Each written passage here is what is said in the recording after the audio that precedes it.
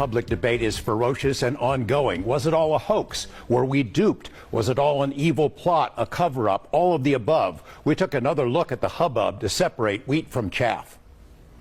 The fireball captured on a police body cam on the night of April 30th was real. The American Meteor Society says witnesses reported seeing it all across the West, from northeastern Utah to Southern California. Another Las Vegas resident sent us a video of the same object recorded on her home camera. Investigation by Nexstar station KLAS. As the story of the Las Vegas incident spread across newscasts and social media, one of NASA's planetary defense officers weighed in to say it was likely a small meteor that fell to Earth hundreds of miles away from Las Vegas. Police videos obtained by 8 News Now indicate Metro officers were among the witnesses. One of my partners said they saw something fall out of the sky too, so that's why I'm kind of curious. The appearance of the meteor seemingly triggered the events that followed. A frightened family called 911 and told police they had 10-foot-tall alien beings in their backyard. Officers responded to the home minutes later, interviewed the witnesses, canvassed the area, and cautiously inspected the backyard to look for intruders.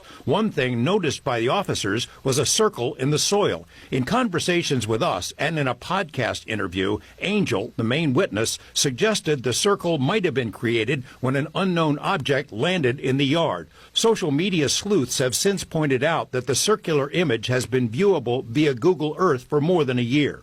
The family told us by phone they had seen suspicious vehicles with men in black types checking out their home. Turns out there is substance to that. A retired police officer fessed up on News Nation that he spent days staking out the house to see what, if anything, unfolded. What about those reports that Metro installed a special surveillance camera atop the house, presumably to watch for intruders, human or otherwise, or overzealous media? Turns out that's true as well. Metro confirmed as much in a statement to 8 News Now's David Charnes. The system stayed on the roof for days. What about the Ring camera video with the weird noise? The main witness, Angel, intimated to us the video was recorded by one of his neighbors, and the audio was from the April 30th UFO crash. It wasn't.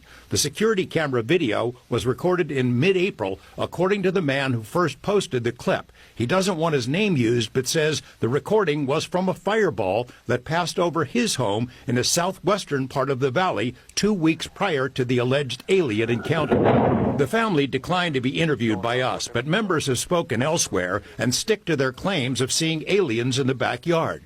Dozens of people on social media have analyzed and dissected the images with various claims of aliens spotted in the shadows. Police do not believe this was a hoax call, which could be a crime if done intentionally.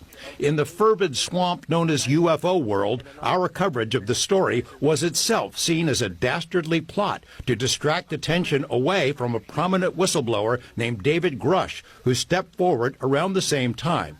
Grush unveiled his explosive on-camera account on News Nation, which is owned by the parent company of KLAS. In spite of the local news story, Grush's story was reported by news media all over the world. Curses foiled again. All right. So what do you make of this whistleblower, David Grush?